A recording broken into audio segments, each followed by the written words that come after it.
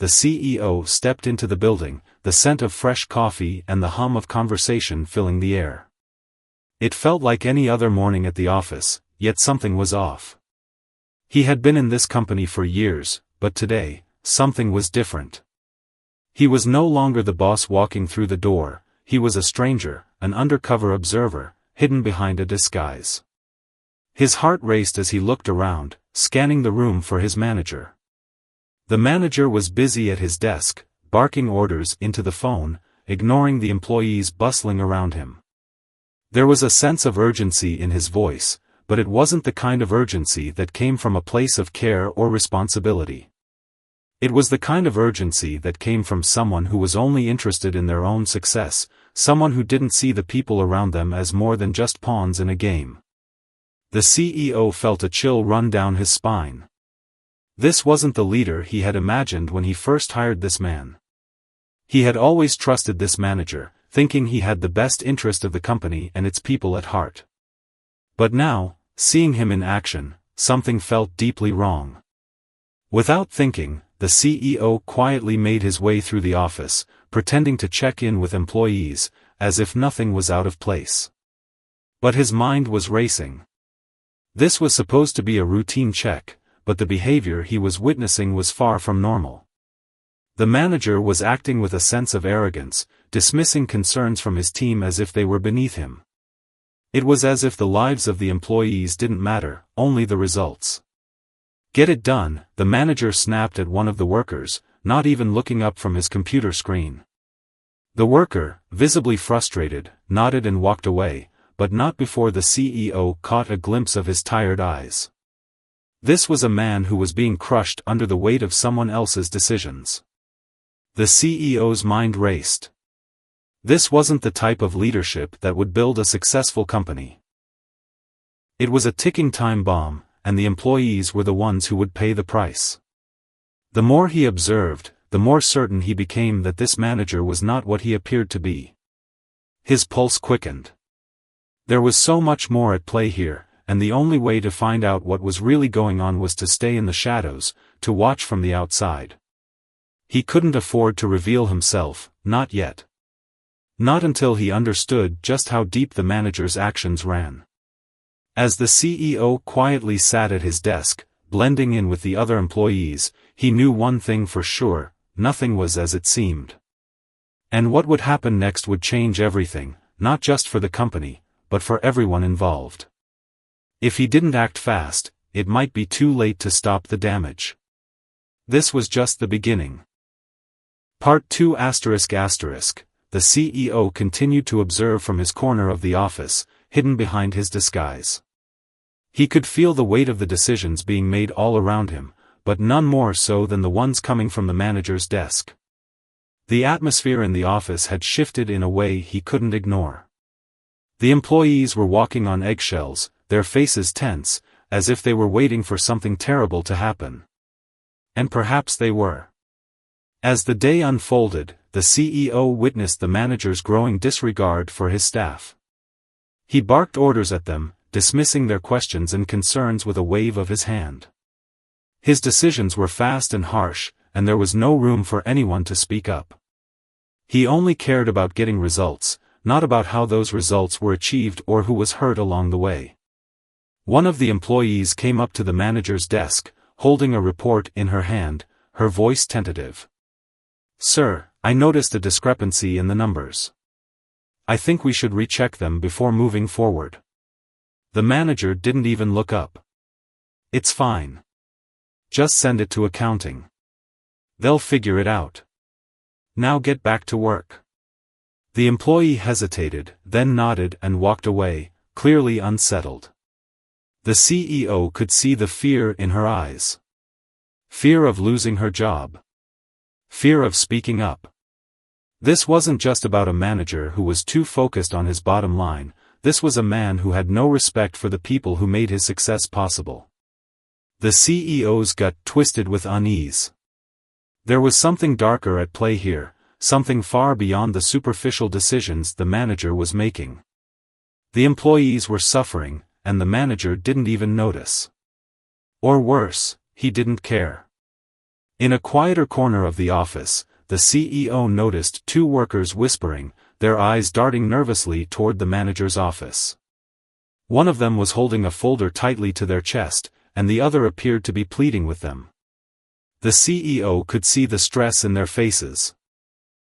They weren't just worried about their jobs, they were worried about what was happening in the company. The whispers were cut short as the manager appeared in the hallway, and the two employees quickly scattered. The CEO watched as the manager walked past, his eyes scanning the workers with a cold indifference. He was untouchable, or so it seemed. The CEO knew this couldn't continue. But what could he do? Revealing his true identity would raise too many questions, and the damage could already be done. He needed to understand more. The CEO quietly decided to gather information on the manager's actions, but without alerting him. He had to dig deeper, find out what was really going on. And, more importantly, why the manager was acting this way. Was this just incompetence? Or was there something more? It became clear to the CEO that the manager's behavior wasn't just a result of poor leadership, it was calculated, intentional. His actions were beginning to make a terrifying kind of sense. But what was his ultimate goal? Why was he pushing the employees to the brink? What was the manager hiding, and what lengths would he go to in order to protect his secrets? The CEO's anxiety mounted. He had to act fast before things spiraled even further out of control. But first, he had to find the answers. And he wasn't going to find them by sitting quietly at his desk. The next step in this dangerous game was about to begin, and he had no idea where it would lead. Part 3 As the days passed, the CEO continued to slip under the radar, watching, listening, and collecting pieces of the puzzle that was the manager's behavior. He knew he couldn't keep this charade going forever, but every new discovery only deepened his suspicion. The manager's actions were more than just poor leadership, they were manipulative, self-serving, and dangerous. One afternoon, the CEO overheard a conversation in the break room between two employees. They were talking in hushed tones, but the CEO couldn't help but catch bits of the conversation. "Have you seen what he's doing to the budget? Cutting corners left and right. We might not even make it through the next quarter if this keeps up. Don't even get me started. I don't know how much longer I can work here, but I need this job." The CEO's stomach churned. These were the people who had built the company, who had stayed loyal and worked hard to make it what it was. And now, they were being treated like expendable assets, their jobs hanging in the balance because of one man's unchecked ambition. But the real shock came when the CEO decided to follow the manager after work. He needed to understand what kind of person the manager really was. Maybe there was something in his personal life that explained his actions, or maybe there was a deeper, more sinister reason for his behavior. The CEO discreetly trailed the manager through the city, keeping a safe distance. The manager seemed to move with a sense of purpose, stopping only for brief moments before heading down a narrow alley. The CEO felt a prickle of unease as he watched the manager enter a dimly lit building that didn't look like a place someone of his status would frequent. Curiosity got the better of him. He waited a few moments before slipping into the building after the manager. Inside, the atmosphere was dark and oppressive, the air thick with tension. The CEO's heart raced as he moved quietly down the hallway, following the sounds of muffled voices. He rounded a corner and saw the manager talking to someone he hadn't expected. It was a business associate, someone the CEO knew had a history of shady dealings. The two men were deep in conversation, their voices low, but the CEO could make out a few key words. Create an image of a male manager in his 40s, dressed in a business suit, looking shocked or surprised in a modern office setting. He should have a tense or confrontational expression, as if he's caught off guard. The office should be sleek and professional, with desks and shelves in the background.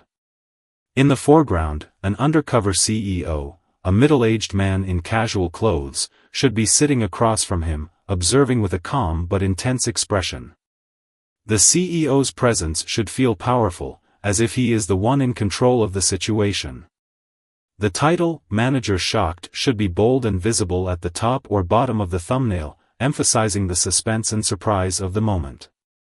Part 4 ***.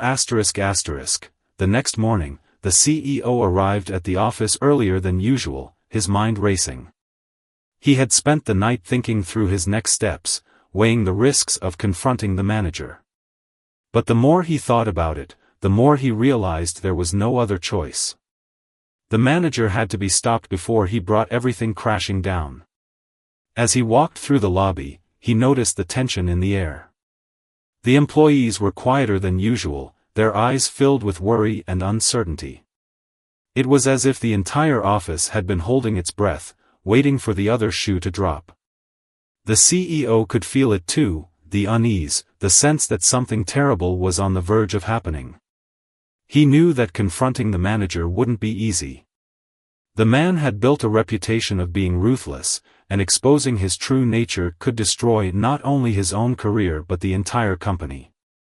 But the CEO couldn't allow him to continue making decisions that would cost the lives of the employees. He had to act, and he had to do it fast.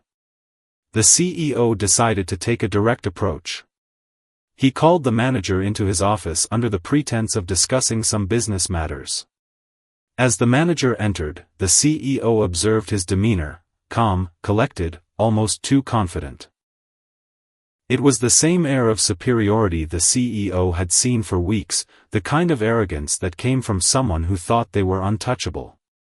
"You wanted to speak with me, sir?" the manager asked, his voice smooth, almost too polite. The CEO gestured to the chair in front of his desk. "Yes, please, sit down." The manager sat without hesitation, his eyes never leaving the CEO's face. There was a slight smile on his lips, but it didn't reach his eyes. He was waiting for the CEO to make his move. The CEO leaned back in his chair, studying the manager. He had seen this man's actions, witnessed the lies and the manipulation. He knew what was coming next. But he had to be careful, this wasn't just a conversation. It was a battle for the future of the company. "I've been watching things closely around here," the CEO began, his voice calm but firm. "And I've noticed some troubling patterns." The manager's smile faltered for a split second, but he quickly recovered. "What kind of patterns, sir?" The next few days felt like a tense, silent storm brewing within the office. The CEO's confrontation with the manager had left a lingering atmosphere of unease. There was no immediate retaliation, no dramatic firing or outburst, but the manager's behavior had shifted. He had become quieter, more cautious. He no longer exuded the same sense of control. But the CEO knew better than to let his guard down. This was far from over. If anything, it was only just beginning. Behind the scenes, the CEO dug deeper. He called in trusted allies and quietly began investigating every corner of the company, every contract, every decision that had seemed odd in the last few months. What he uncovered sent a shiver down his spine. The manager's dealings with outside investors weren't just shady, they were illegal. The CEO discovered evidence of bribes, money laundering schemes, and a web of corruption that extended far beyond what he had initially thought.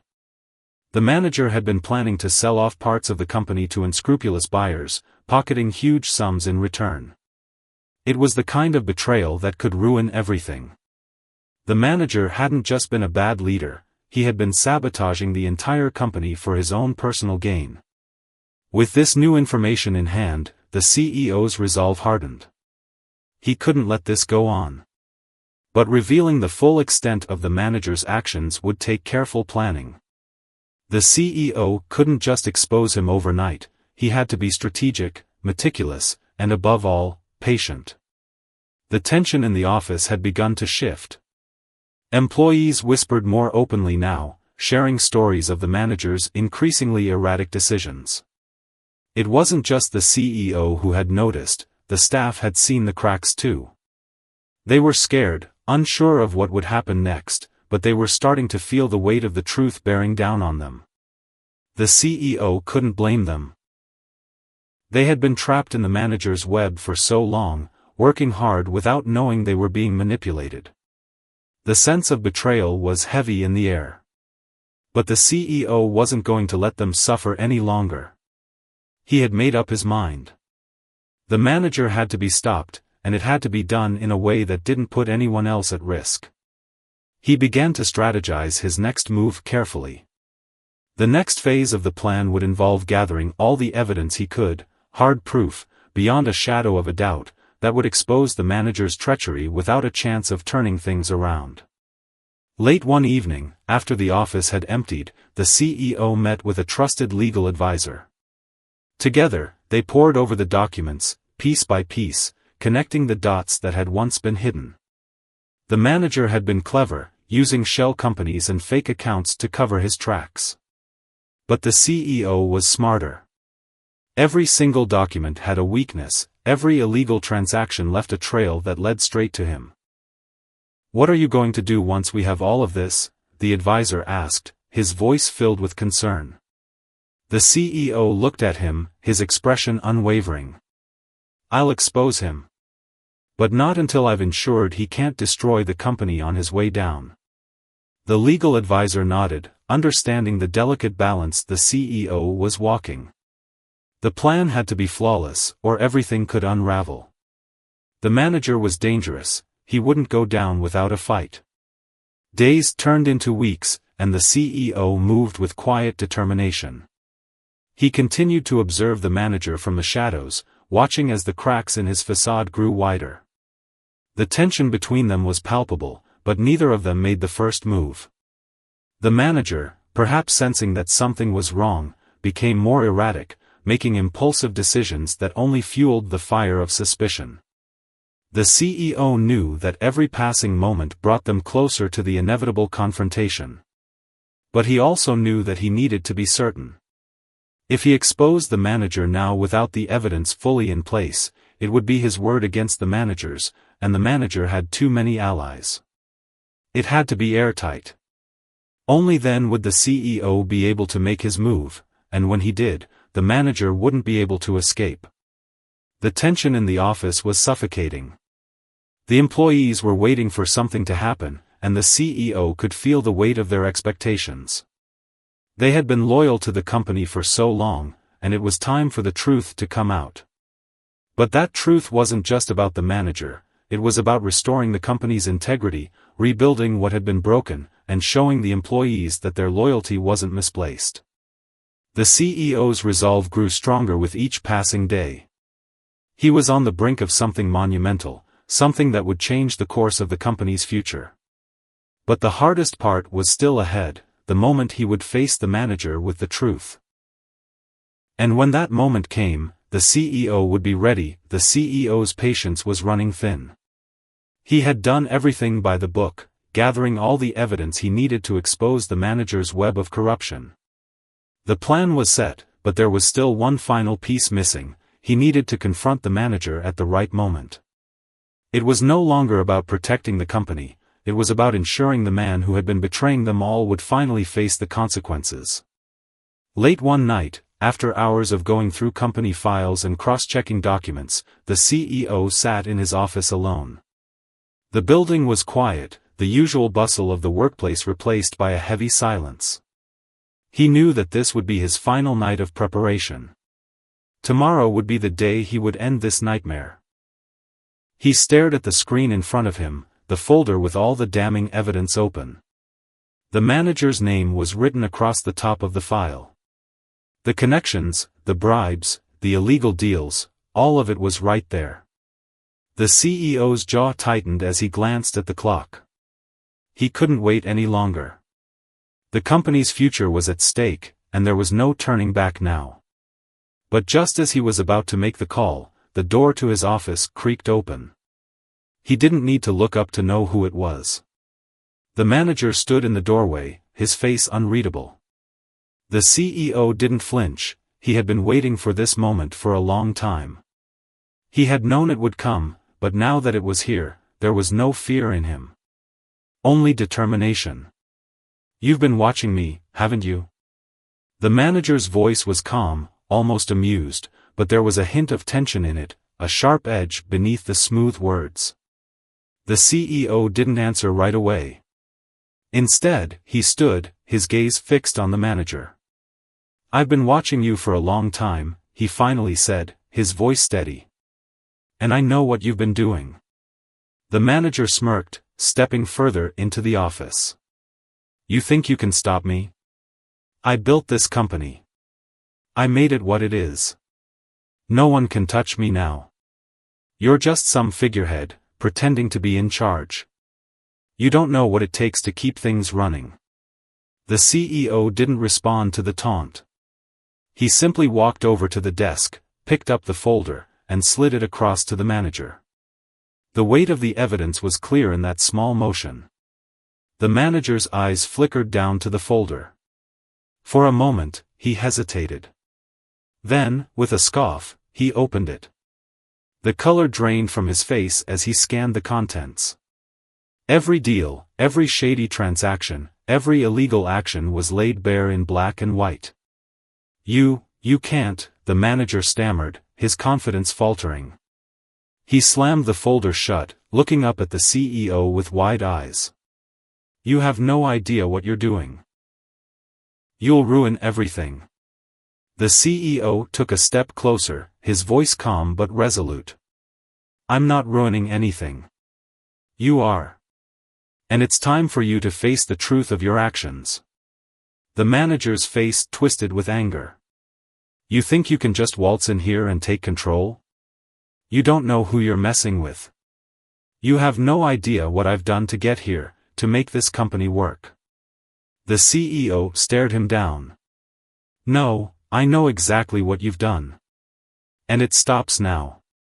For a moment, the room was filled with nothing but the sound of the manager's labored breathing. The weight of his own actions was starting to hit him, and the CEO could see it. He was beginning to realize that his reign was over. The manager finally backed down, a mix of fear and fury in his eyes. "You'll regret this," he spat. "You have no idea what you're dealing with." The CEO stood tall, his voice unwavering. "Maybe. But I know this, I won't let you destroy this company, or the people who have trusted you. Not anymore." The manager's expression darkened as he turned and stormed out of the office, his footsteps echoing down the hall. The CEO watched him go, feeling a sense of finality settle over him. It was done. The manager's reign of manipulation, lies, and deceit was over. But the CEO knew the real work was just beginning. The evidence had to be handed over to the authorities, and the fallout would be immense. But the company was safe, for now. The next few days were a blur of meetings and tense phone calls as the CEO made sure the situation was handled properly. The manager was fired, and all the illegal transactions were reported. It wasn't going to be easy, but the CEO had a plan to rebuild, to restore trust, and to make sure the company came out stronger than ever. As the days turned into weeks, the office began to change. The employees, once fearful and uncertain, began to breathe a little easier. They could sense that the toxic presence that had hung over them for so long had finally been removed. And the CEO? He stood in the middle of it all, watching his company slowly heal, knowing that the battle was far from over. But at least now, there was hope. And that, in the end, was all that really mattered. The manager may have thought he could control everything, but the CEO knew better. In the end, it was the truth that had won. And that was something the manager could never have accounted for. The dust had settled in the aftermath of the manager's downfall, but the road to recovery was far from smooth. The company had survived, but it had been shaken to its core. The CEO knew that the hardest part was still ahead of him, rebuilding trust, restoring morale, and ensuring that nothing like this could ever happen again. The first few weeks were tense. The employees, while relieved that the man who had terrorized them was gone, still struggled to trust the new changes. It was clear that the damage had been done, and it would take time to heal. But the CEO remained steadfast, determined to prove that he was the leader they needed, not just a figurehead on the sidelines. He called meetings with various departments, listening to their concerns and suggestions. Slowly, he began to earn back their confidence. He made it clear that his door was always open, that he was there to work with them, not above them. He shared his vision for the future, a future built on transparency, trust, and a commitment to the people who had helped the company thrive. As the weeks passed, things began to change. Employees were more willing to speak up, to share ideas, and to work collaboratively. The company's culture started to shift back to what it had been before the manager's reign of terror. The CEO could see the difference in the energy of the office. There was a renewed sense of hope, a belief that things could get better. But it wasn't just the company that needed rebuilding, it was the CEO himself. He had been tested in ways he hadn't anticipated, forced to make difficult decisions that weighed heavily on his conscience. But as the company began to recover, so did he. He had always known that leadership came with great responsibility, but he had never realized how deeply it could affect him personally. One afternoon, as he walked through the office, he saw a group of employees gathered around a table, laughing and brainstorming ideas. It was a simple moment, but to him, it meant everything. This was what he had been fighting for, the people, the heart of the company. They had come through the darkness, and now they were looking forward to the future with optimism. It was then that the CEO realized something important. It wasn't just the company that had to heal. The true lesson in this experience was about resilience, how both individuals and organizations could rise from adversity. The manager's actions had tested everyone, but they hadn't broken them. Instead, they had made the team stronger, more united, and more determined to succeed. The CEO sat down at his desk and took a deep breath. There was still work to be done, challenges to face, but he had learned something invaluable throughout this ordeal. Leadership wasn't about wielding power or making quick, decisive moves, it was about knowing when to act, when to listen, and most importantly, when to let go of ego and serve the people you lead. As he looked out the window, the CEO felt a sense of peace wash over him. The storm had passed, but it had left behind something stronger, a foundation built on trust, integrity, and the belief that no challenge was too great to overcome when faced together. The lessons he had learned would stay with him for the rest of his career. And for the first time in a long while, he felt ready for whatever came next. Life lesson: true leadership isn't just about making decisions from the top. It's about understanding the people you lead, earning their trust, and guiding them through challenges with honesty and integrity. In the end, it's the strength of the team that makes a leader truly successful. As time passed, the company began to flourish once more. There were still hurdles to overcome, and the scars from the past were visible, but the CEO felt a sense of pride in how far they had come. The atmosphere in the office had completely changed. The employees were no longer just showing up for a paycheck, they were showing up because they believed in the company and its leadership once again. They had found their way back, and the CEO had helped lead them there. But there were still lingering questions in the CEO's mind. Was the damage truly over, or were there deeper repercussions he hadn't yet seen? The manager had been fired, but the effects of his actions had left a permanent mark. Some of the employees who had been there for years still carried the weight of the past. Could the company really move on? Or was the shadow of the manager's betrayal still looming? The CEO spent long hours at the office, having conversations with key members of his team, checking in on their well-being, and making sure they felt supported. He didn't just want them to succeed in their work, he wanted them to heal from the emotional toll the past months had taken on them. One particular afternoon, a quiet knock at the door interrupted his thoughts.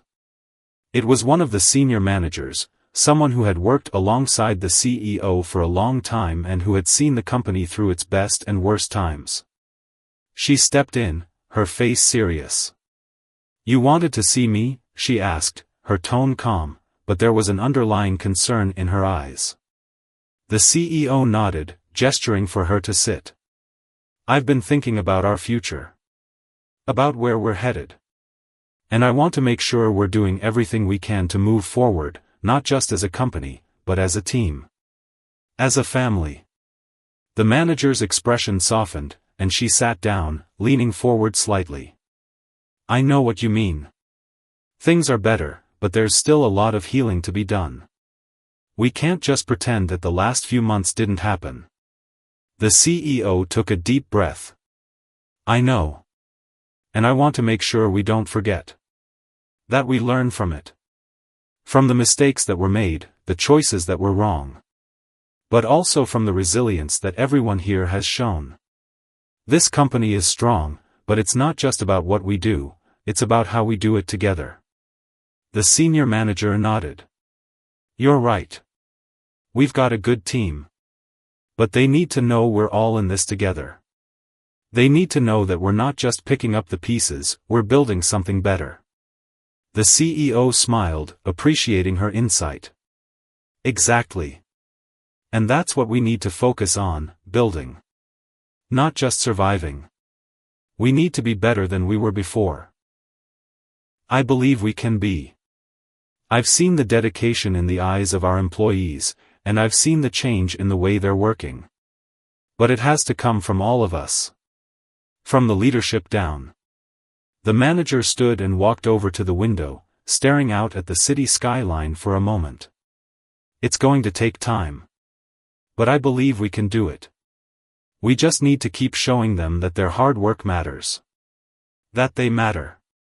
The CEO nodded, feeling a renewed sense of purpose. This was more than just a company, it was a community. And for the first time in months, he truly believed that they could come out of this stronger than ever. The damage wasn't permanent. They could rebuild, and they could thrive again. That evening, the CEO walked through the office one last time before leaving for the night. The lights were dim, and most of the employees had already gone home. But he noticed something that filled him with hope. The employees who remained weren't just finishing their tasks. They were talking, collaborating, and sharing ideas with one another. There was laughter in the air. It was a small moment, but it was enough. This was the company he had fought to protect, the company that had, against all odds, rediscovered its heart. As the CEO left the building, the city lights twinkling around him, he felt at peace. The road to recovery had been long and difficult, but it had been worth it. He had learned that leadership wasn't just about making decisions, it was about showing up, being present, and never giving up, no matter how tough things got. Life lesson: real leadership is not just about achieving success, it's about fostering resilience, learning from challenges, and always putting people first. The strength of a company lies in its ability to rebuild after adversity, and in its commitment to creating a future that is brighter than the past.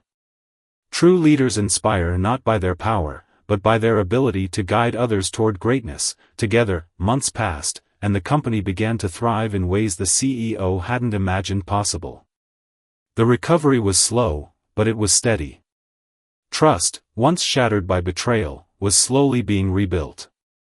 The employees were showing up every day with renewed passion, a sense of ownership in their work. They weren't just employees anymore, they were partners in the company's success. And the CEO knew this was the turning point they had all been waiting for. The CEO had come to realize that the journey wasn't just about rebuilding a business, it was about rebuilding the people. The true strength of a company wasn't in its profits or its growth numbers. It was in the hearts of its people, the relationships they built, and the way they supported one another through both the best and the worst of times. It was a rainy afternoon when the CEO decided to address the company in a way he hadn't done before. He called for a gathering in the main conference room, a moment for all of them to come together and reflect on what they had achieved, and where they were headed. As the employees filled the room, the CEO stood at the front, looking out over the faces of the men and women who had weathered the storm with him. There was a quiet confidence in the room, a sense of unity that hadn't been there before. These were the people who had stayed. These were the people who had believed in the company, even when everything seemed uncertain. "Thank you," the CEO began, his voice steady but filled with emotion.